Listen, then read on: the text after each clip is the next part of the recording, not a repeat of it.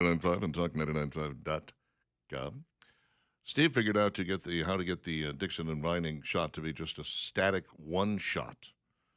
Very impressive. I was afraid we were going to have a two shot here with an empty chair. No, But- I figured out how to finagle all this, and it's been a trick over here because last couple of weekends I've also been in this chair during my own show. Yeah. And you got to figure out, okay, so I got Matt that's in your chair. I'm over here. How can I do this where, number one, he's on camera by himself? That's the easy part. It was the logo situation that was really messing me up. Yeah, I can see that. So, and we don't have our logo for the Saturday show up here yet. Oh, my. Well, we'll have to get working on that. I know. Let's go chip, chop, chip. Have to get Molly on that. Yeah, man. She's good. She knows what she's doing. She knows what she's doing when it comes to that. She actually set up a lot of the logo stuff and everything. So good on her. Yeah. Young, very young and sharp mind. We old people, we don't understand any She of grew it. up with this stuff. Yeah. I was just looking at my iPhone. Somehow my iPhone stopped using facial recognition. Either that or my face has changed so much it doesn't recognize me. I'm not sure. But it stopped, opening up with facial recognition. So I'm trying to figure out how do I get that back? And I'm going through it, and I'm like, I don't understand any of this. Here we go, subscriptions. Here we go. Oh, here's access. I should that's what settings or setting, probably buried somewhere deep in the settings thing. Somewhere deep in the settings, I guess. I don't know. In the meantime, I'm actually having to plug in my passcode. Oh my God, what a nightmare! This is the first world problem. How old-fashioned. Let's talk about your water, how much I love my water. I cooked some chili cheese dogs over the weekend, 4th of July and all that.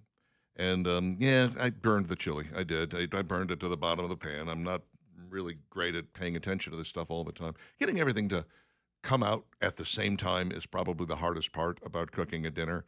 And in that case, it just slipped by me, and I didn't pay attention, and I didn't get it done. My fault.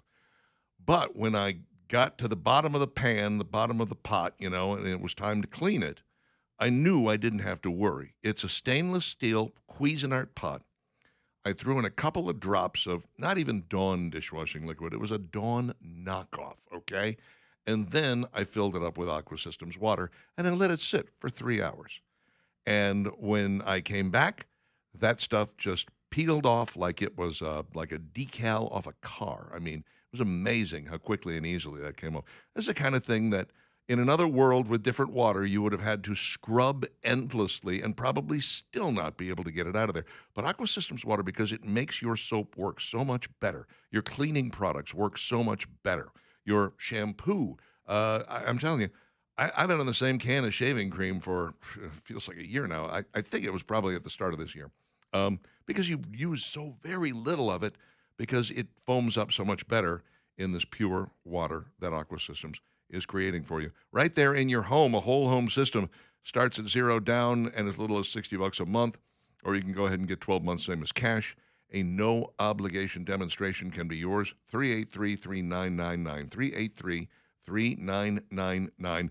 IWantGreatWater.com is the place to go to find out more about it. Again, no commission salespeople means no pressure, and the decision is all yours. Washington, D.C. Metropolitan Police Department has released over 1,000 more hours of body-worn camera footage from the January 6, 2021 Capitol event. It does make me wonder how much more is still sitting out there.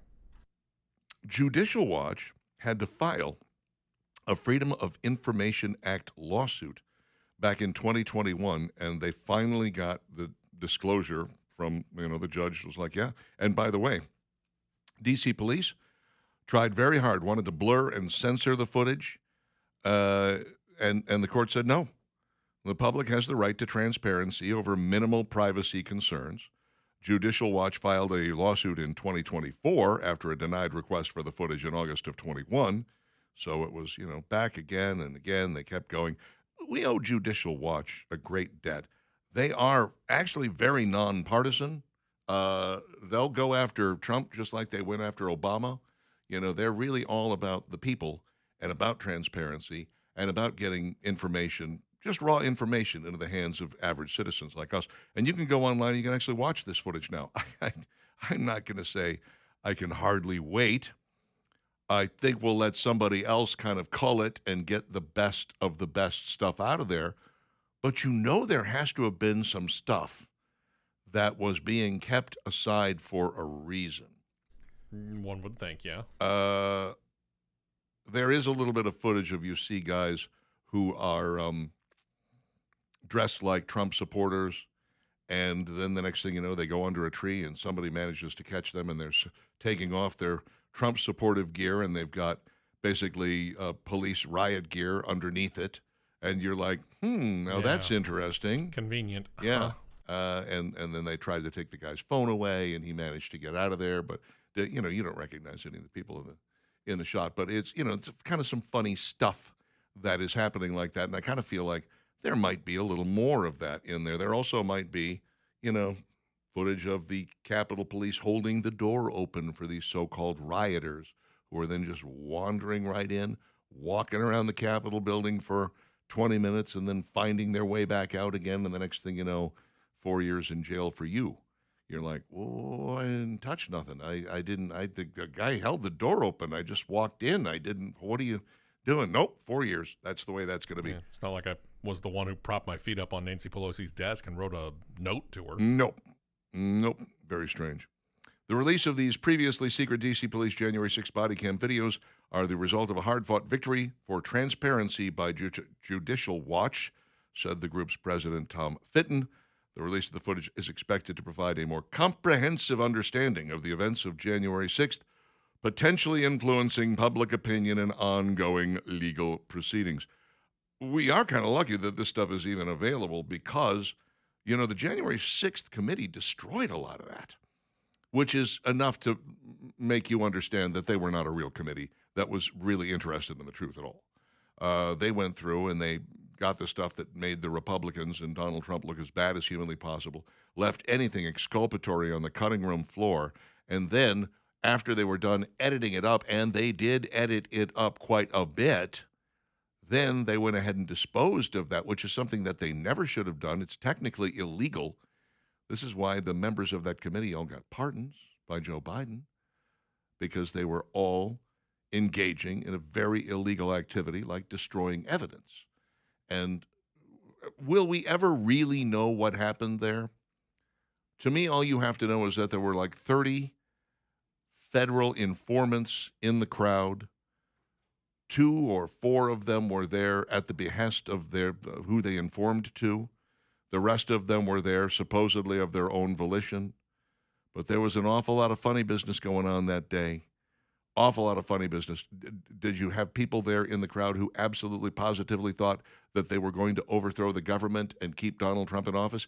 Yes, there were a couple of handfuls of those.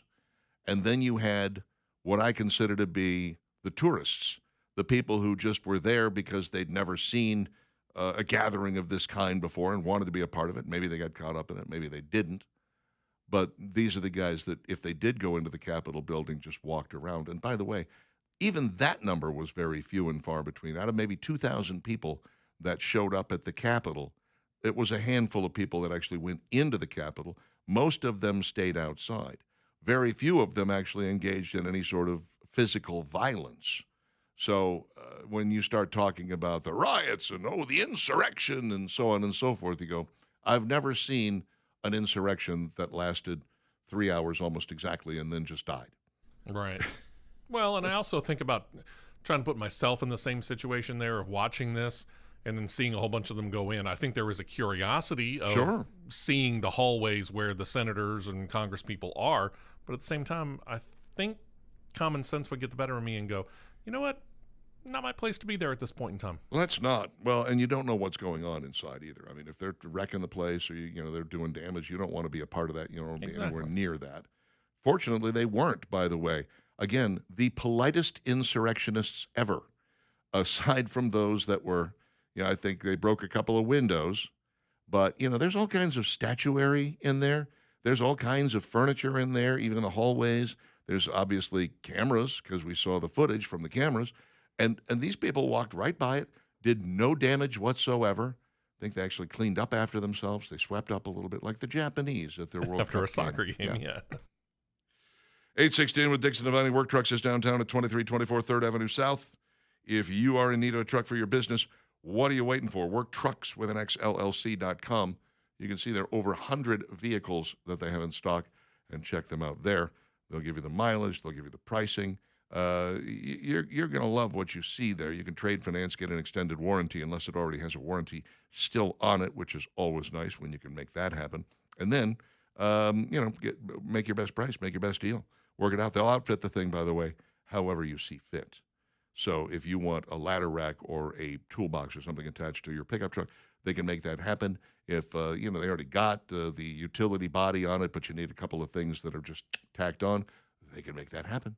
They do it all the time. WorkTrucksWithAnXLLC.com. That's online, or you'll find them live and in person downtown at 2324 3rd Avenue South.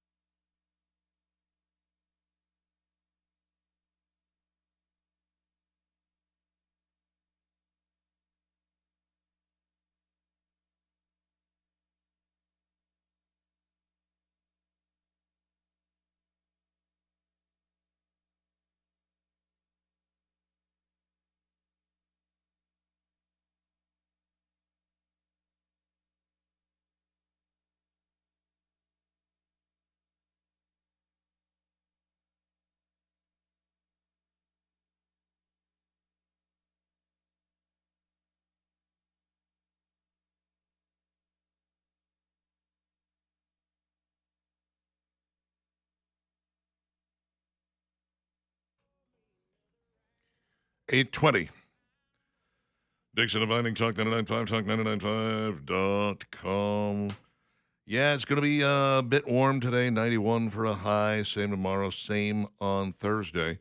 A reducing chance of rain as things go by. 40% today, 30% tomorrow, 20% the day after. There you go. Good look at your forecast. Let's dive in and do this, shall we?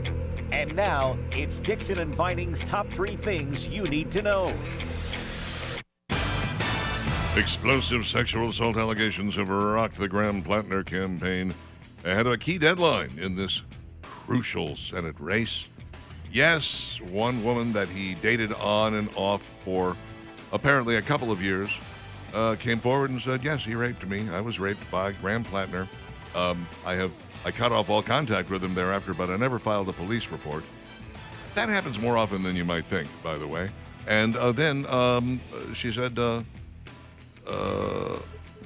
she kept her mouth shut because she agreed with his politics and didn't want to hurt him politically. Okay.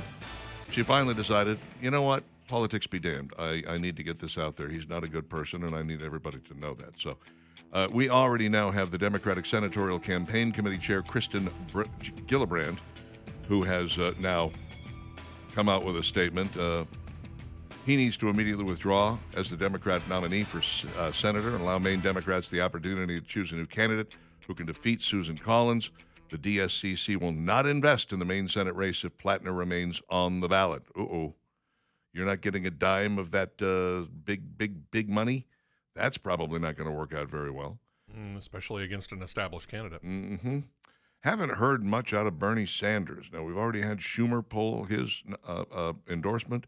Hakeem Jeffries, Ro Khanna, these people have all pulled their endorsements for Plattner. People who were endorsing him wholeheartedly just last week are now suddenly, never mind, I'm backing away from this. Somehow Bernie Sanders has not yet done so. Don't know if he's going to. Plattner says he's going to pause his campaign and look for the best way forward. The best way forward. Go away. I have a sneaking suspicion the best way forward for you is going to be you're not going to have a political future, my friend. That's my personal belief. Donald Trump is right now in Turkey. It's a NATO summit. They are discussing a lot of things, not the least of which is, why didn't you guys help us when it came to this situation in Iran? And the ones that did help us, it's almost like we had to beat you into it. What the heck? We're supposed to be, all for one and one for all. Now, these NATO countries said, that's for like when we're being attacked. That's not for when you feel like attacking somebody on the other side of the world. And Trump is saying, I wasn't asking you for munitions. I wasn't asking you to bring big guns with you or even planes or boats. In many cases, all I wanted was to use some bases. And you wouldn't even let me do that. You guys are regularly coming to us with your hand out. And it might be time for you to start returning the favor, like when we ask for something, even something you don't particularly want to do. This quid pro quo thing goes a long way. You probably ought to lend a hand when given the opportunity. And, whether or not you're 100% on the side of this or not is of no consequence. Now, for their part, NATO is trying to kind of bring Donald Trump back into the fold because they realize that they've ticked him off, and they are concerned about what the future may hold if we have an angry United States president for the next 2.5 years and a guy who looks at NATO and says, you know what? We don't really need you. We have been defending you. We have been protecting you. We have been footing the bill for this little experiment for a long, long time. Maybe it's time we pull the plug. Maybe it's time we just stop. Now, look, this is outside of the box thinking. I understand.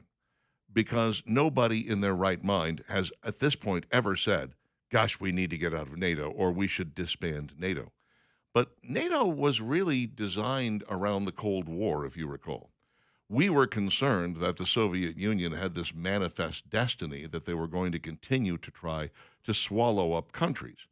Finland was probably next on the list, but then you get Poland and Azerbaijan and some of these others that are right there. Ukraine, obviously, is one that they're trying to get right now. Ukraine fighting back valiantly. Russia losing so many soldiers right now that it is predicted that this is unsustainable even through the end of this year. Other countries are not going to send people to fight for Russia. Russia is beginning to kind of backslide here, and they're losing more ground. Now Crimea is up for grabs, which is something we never thought we were going to see. Anyway. And just kind of looking at the 32 countries that are all part of NATO, it's kind of strange to think that there's actually a good number of them that were part of the former Soviet bloc and the Warsaw Pact, right, which is now gone obviously. Yeah, gone. but yeah, the point of obviously NATO was to protect these countries from the big bad Soviet Union. And now that the Soviet Union is gone, Russia still clearly has manifest destiny. But they had real trouble with Ukraine. Ukraine, okay? But we went in and we destroyed Iran in about 3 weeks. And then we just bombed another week just for fun. Iran is, was supposedly a powerhouse. Russia had trouble with Ukraine. So I'm not so sure that we need a North Atlantic Treaty Organization now. If anything, these countries are going to be destroyed from the inside out due to their migration policies, due to their refugee acceptance. These countries are going to be eaten alive by, for want of a better term, their own people. And that's something that we really ought to be working on more so than this NATO nonsense. Here's a horrible story. 11-year-old boy was out fishing with dad. Lost his hand to a gator. Dang. Mm-hmm. It's not something you hear every day. His name is Amos Moses. No, I'm just kidding. How many people even know that song? I got you on that one, though. An 11-year-old Pennsylvania boy lost his hand in an alligator attack while fishing with his dad. WKMG reports the incident occurred June 27th while Brody Terry and his father were on vacation at Nelson's Fish Camp near Umatilla, Florida. 11-year-old Brody caught a fish and was releasing it when a gator attacked, chomping down on the child's hand. Brody's father jumped into the water on top of it, tried to pry his mouth open. The gator rolled over, and that's what ultimately severed Brody's hand. Could you imagine? Whew. Could you imagine?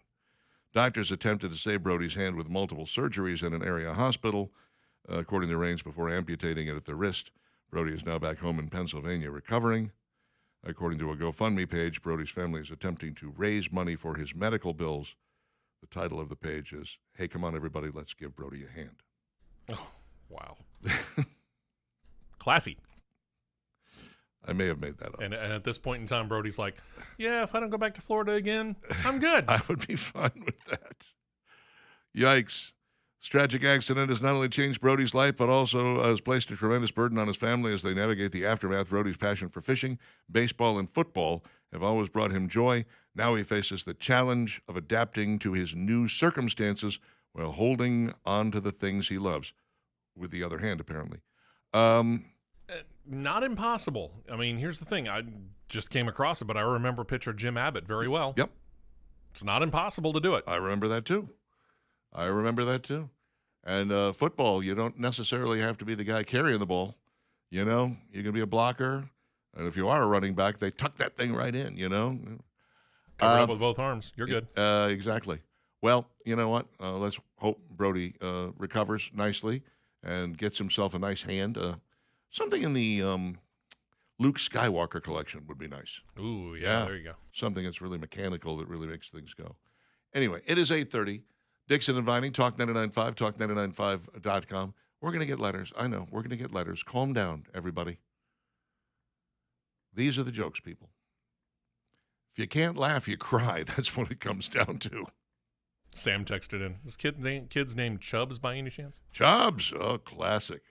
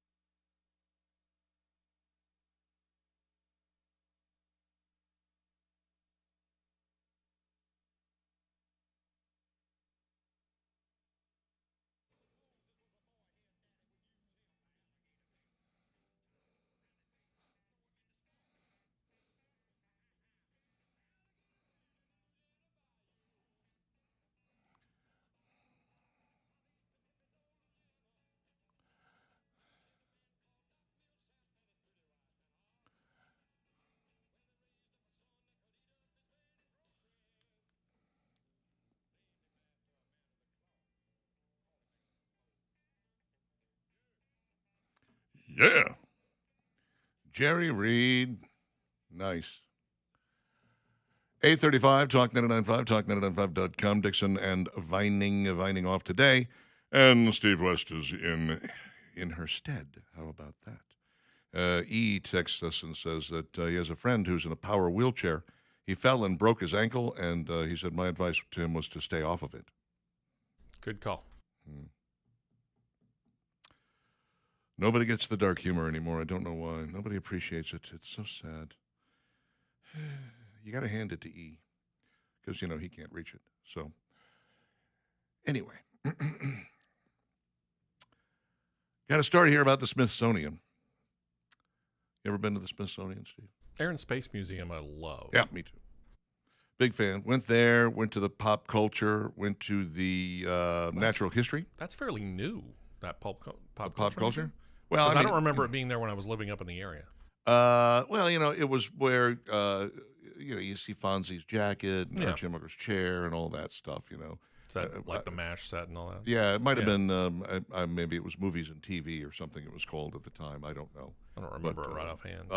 I certainly got around to seeing as much of that as I could. It was kind of a packed place when I was there because it was very hot, even though it was September 11th. Yeah, not that day. I was there actually broadcasting the show from the Pentagon on the 4th or 5th anniversary of September 11th. I was there for both of them.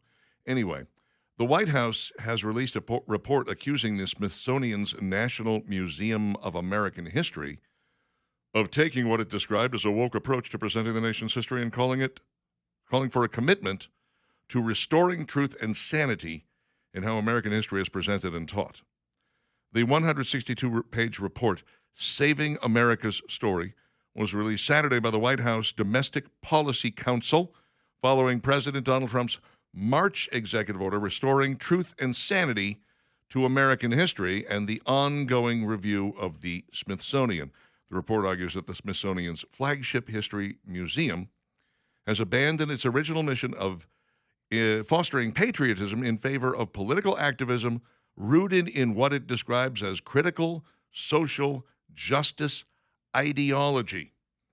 Our central finding, the report states, is not that the museum has simply added overlooked stories. Rather, it is that the museum leadership has explicitly adopted an ideological framework that no longer treats the American story as a shared national inheritance to be taught or celebrated, but as a political instrument to divide, dispirit, and discourage our citizens. Nice use of alliteration. According to the report, the museum minimizes the nation's founding fathers and founding documents while emphasizing themes of systemic racism, oppression, and national failure. It contends visitors will find no major exhibits dedicated to George Washington, Thomas Jefferson, the Continental Congress, or the American Revolution, while figures such as Benjamin Franklin are presented primarily through the lens of slavery. The report also criticizes museum leadership, particularly Director Anthea Hartig, citing public statements in which she described history as a prime tool of social justice, advocated connecting scholarship with activism, and said the nation's 250th anniversary should be problematized. Problematized? The hell does that even mean? Anyway, I can tell you that the last time I was there, I found this all to be true. The American history segment of the Smithsonian was embarrassing. And not the only thing that was embarrassing there. The natural history part was kind of embarrassing, too, because they had put together these plaques that were beautiful. They were brass. They were carved, so that all the words, and it was, a fairly lengthy piece of writing talking about the dinosaurs and so on and so forth. Okay. But they had gotten several parts of it wrong and had to tape over those sections and write in what was correct. Now, to be fair, when they made those plaques, they thought that they were right. They thought that they had it down. But this is what I say about science when people say the science is settled. Science is never settled. No. There's no such thing. I remember very, very distinctly, again, stupid kid, Time Magazine subscription. What seventh grader has a subscription to Time Magazine? And World News, and Report. What was it? U.S. News and U.S. World News and World Report. Yeah. Yeah. Who the hell? What seventh grader has those? I had those. You and Alex P. Keaton. Yeah, pretty much. They said in this one issue of Time, and they had a picture of the skull on the cover, and they said, "We have found Lucy. We think she's the oldest human. Every human on Earth is descended from this woman. This was really the first humanoid female that." We found it. This is it. The oldest one that they'd found it. Yeah. Okay. Amazing that they thought this is where it all began, right here. About a month later, we found one that was 100,000 years older. 100,000? That's kind of significant. You weren't off by a little. You were off by a lot. 100,000. So yeah, they had all kinds of stuff in the natural science section of the National Natural History Museum, where they had to tape over this stuff and write in what the actual, and I don't remember exactly what it was, but I remember my daughter was there with me as we were going through it, and I pointed it out to her, and I said, "You see this? I want you to remember this. This is really important." They thought they were so right that they carved this into this brass plaque, and then they found out many years later that what they thought they knew, they didn't know, and that they had to go back and repair it. I said, science is never settled. We're going to find out something new in another 10 or 15 or 20 years that's going to negate some of the other stuff that we have here that we completely believe is true. Now, that's the natural history part. The American history part was embarrassing because of exactly what they're talking about here. Huge emphasis on slavery, huge emphasis on civil rights, huge emphasis, very little emphasis on the founding fathers or the documentation. Things,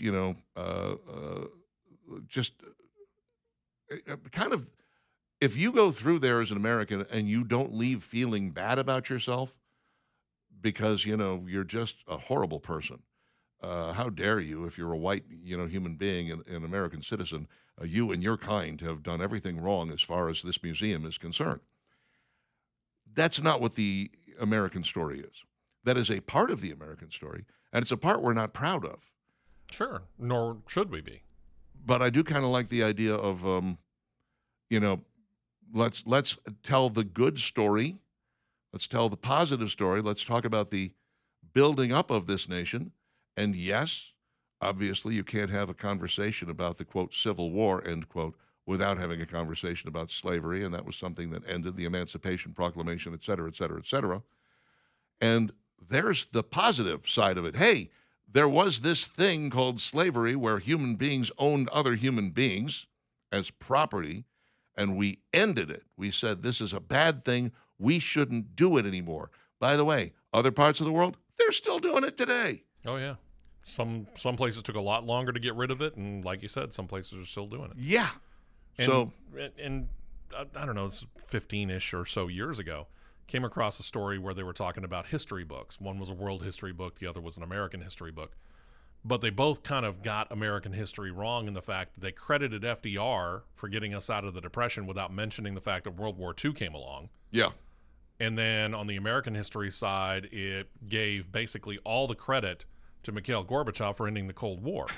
And I'm thinking to myself, okay, so this is that. So I started asking my sister-in-law and one of my best friends about what history books their oldest sons, because they were about a year apart. One had the world history, the other had the American history, and we were coming up on spring break, and I'm like, okay, do they have any major projects? And they checked with them, no. Can I borrow the book over spring break? Because I wanted to look at it. Sure enough, I verified it. It was right in those history books that way. Yeah, absolutely insane. That was certainly something that the liberals tried very hard to sell in the wake of Ronald Reagan, departing, and George H.W. Bush, once he lost to Clinton. You definitely had a whole bunch of liberals out there that were saying, well, Reagan didn't really end the Cold War. That was Gorbachev who did that. No, Ronald Reagan forced him into a corner and made him do that. He didn't actually, the wall didn't come tumbling down until George H.W. Bush was in office. But that was 100% outspending them in defense spending to the point where they couldn't keep up. And when you can't feed your people, you got to free your people. And that's exactly how that happened. And the Iron Curtain came tumbling down. But, of course, liberals can't bear to any more than they can give Trump credit for the reflecting pool. You know, they're just like, oh no, that's terrible. Obviously it's all wrong, and look how nasty it is. Well, yeah, because somebody went and dumped chemicals in there and split the liner, and you threw a bunch of fence post tops in it, and you're trying desperately to make this thing a mess because you can't give Trump a win. You refuse to. Should be ashamed of yourself. They couldn't give Ronald Reagan a win. So sad. So sad. Well, hopefully this committee is going to get it straightened out. And if they need to replace the person who's at the top at the Smithsonian, because she seems to think that this is what the American history section of the Smithsonian should be. It might be time for some fresh blood in there and somebody who actually cares a little bit more about America and American history and telling the good side of it all. And maybe we stop engraving things on brass plaques so that they're more easily replaceable when we find new facts. You know what I'm thinking? Etch-a-sketch. Ooh, I like it. Yeah, if you put it in an Etch-a-Sketch, then you can just walk up and grab it and go, well, we got some new info. And then you go get the Etch-a-Sketch artist and they create the new one. Start over again. Exactly.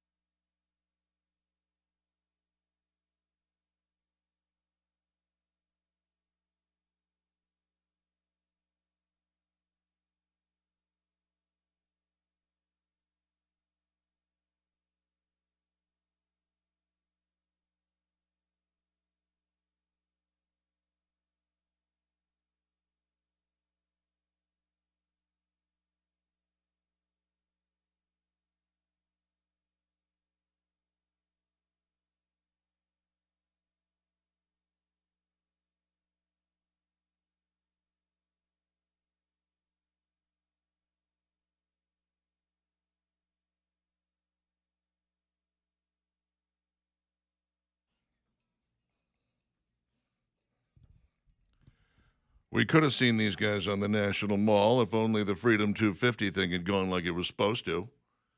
Morris Day and the Time performing out there, huh? How much fun would that be?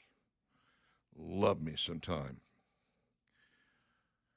Nick says, as a white American of European descent, we came, we conquered. True story. Philip says, Steve West, best bumper music in the business, playing Amos Moses after the Florida Gator story. Too perfect. E says, I can feel Valerie Vining rolling her eyes at you, Richard. Richard probably can, too. If she has any sense at all, she's not listening. I mean, why would you? It's a little bit too much like work.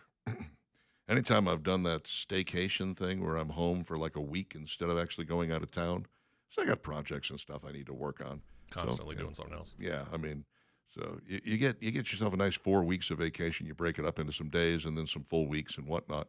But I will not turn on the radio on any station because, I know those guys. Sure. Yeah. I mean, if you're listening to something, you're probably listening to Sirius XM. Yeah. Yeah. Well, and even then, if I'm listening to talk, I'm listening to something that's totally away from what we do here. Yeah. Because you kind of want to just get a little break from it and hear something else. Absolutely.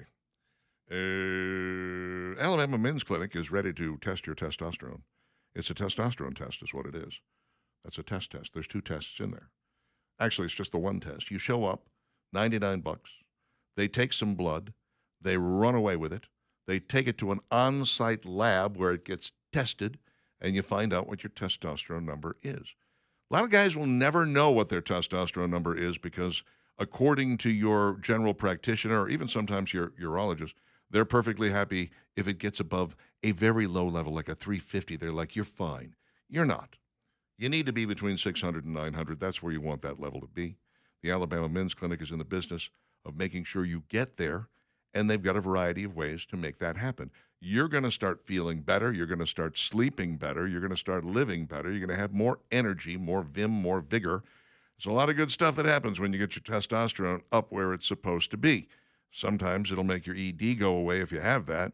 Other times it doesn't, and consequently you need a little help in that area. They have got all kinds of ways to treat that as well, plus hair loss, plus weight loss.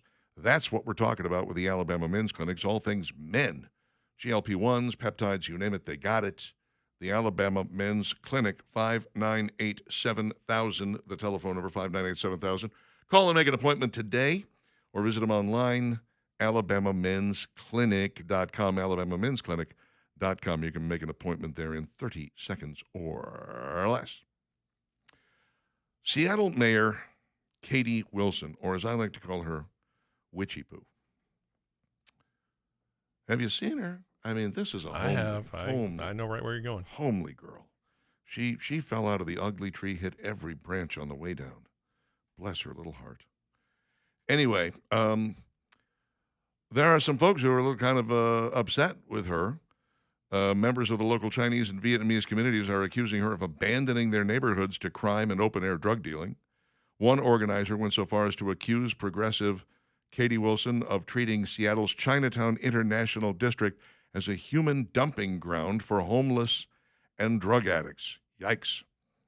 Seattle has hosted some of the World Cup's biggest matches, including the one where the U.S. lost last night.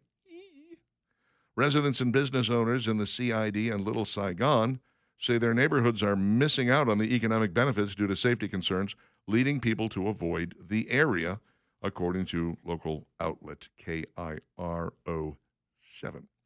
Business owners are reporting a significant decline in foot traffic and business, despite being less than a mile from Lumen Field. As frustrations mount, more are blaming Wilson's leadership and taking to the streets to protest against her in front of the World Cup crowds.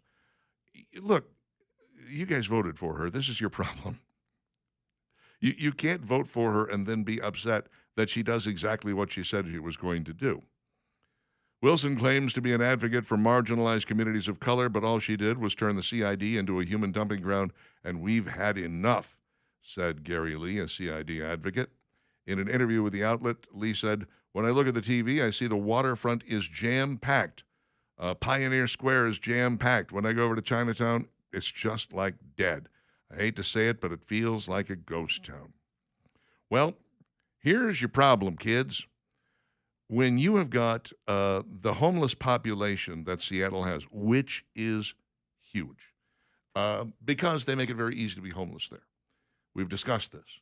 When you hand out benefits to people, when you allow them to put up tents on the street, they had one tent city that was over a mile in length, and I don't know how wide it was, but it was absolutely ridiculous. It was taking up a huge amount of city streets and so on and so forth. And when that happens and you say, all right, we got to clean up the city. We need to move these homeless people out of here. Great. They have to go somewhere. And they know all they have to do is outlast the World Cup, and then they're going to be right back to where they started. They're going to come back because you put up with them. You get more of what you put up with. You get more of what you subsidize. This is not a unique idea or concept. I did not invent this. This is an immutable law of the land that you get more of what you put up with. And if you're going to put up with homeless people living on the streets, doing crack right in front of you, shooting up and, littering the streets with feces and needles, and you're going to put up with that, you're going to get a lot of that. That's going to happen again and again and again, because then people are going to hear, oh, they're putting up with that in Seattle, I'll just move there. And then they do. And now you've got more homeless people. And you go, how do homeless people move? Don't ask me. I don't know how these people get from one place to another, but they do, because homeless populations have been migrating to cities with loosey-goosey homeless laws, like San Francisco for the longest time. I think they have really cracked down and tightened up on that. Obviously, Washington, D.C. for quite some time. That was kind of a bastion for homelessness. And Seattle has been the latest. So what they did basically was just rearranged the homeless people in Seattle. And they said, oh, I got a perfect place to hide, Chinatown. They're not going to find us in Chinatown. Nobody's going to Chinatown. And if they do, what they're going to find is a bunch of homeless drug addicts. And then when the World Cup is over and the games are done and nobody's worried about keeping the streets all clean any longer, they'll come right back out, go right back to where they were, settle right in and make themselves comfortable, because Seattle has terrible homeless policies. I can't help but feel sorry for the people, good tax-paying citizens who live there and have lived there forever. You ever notice you're driving through a bad neighborhood, like a bad neighborhood? Roll them up. We got them all over here. Obviously, West End is a perfect example of a place where you're going to find houses that have been largely left to rot. I mean, people are still living in them in some cases. Yeah, and you wonder why Yeah. or how. Yeah. How is somebody actually living in that? Some of those houses have become abandoned. Yeah. And some of them have become crack houses. And then you'll find that one house. There'll just be that one house. Landscaped yard, beautiful shrubbery, painted, great shape, bars on the windows, fantastic door, fantastic roof, and you're going to find that there's a woman there who's nearly 80 years old and has lived there her entire life, and she ain't moving because that's her home. And a lot of times, the bad people in the neighborhood respect her because they've known her for a long time, and they're like, she's not bothering us, and Yeah, we're not she's like bothering her. Everybody's mom or everybody's grandmother. Yeah. But that's the people that I feel sorry for, because there was a time when that neighborhood was nice and decent. And 40 years ago, maybe 50 years ago, she used to be able to walk outside and fraternize with her neighbors in the backyard. They would have barbecues. It was safe. Kids were playing ball in the street, just like the good old days. And now that's all gone. That's basically Seattle, Seattle cleaned up enough for one event, but now they're a hellhole. And I feel sorry for the people who have been living there all this time and are like, I don't want to move. Seattle's my home, but they're turning it into a cesspool right before my very eyes. I feel so sorry for those people. On the other hand, it's time to uproot and go, man. I mean, just let the Wolves have it. It's over, man. Game over, man. 9 o'clock, Dixon Dividing, Talk 99.5, talk995.com. Coming up in the next hour, producer Steve gets a turn, of course. And everybody loves that. Plus, We're going to be talking a little bit about food. And what do you think? Taylor Swift and Travis Kelce, should we have a little wedding? No, never mind. No, Never mind. nothing little about that.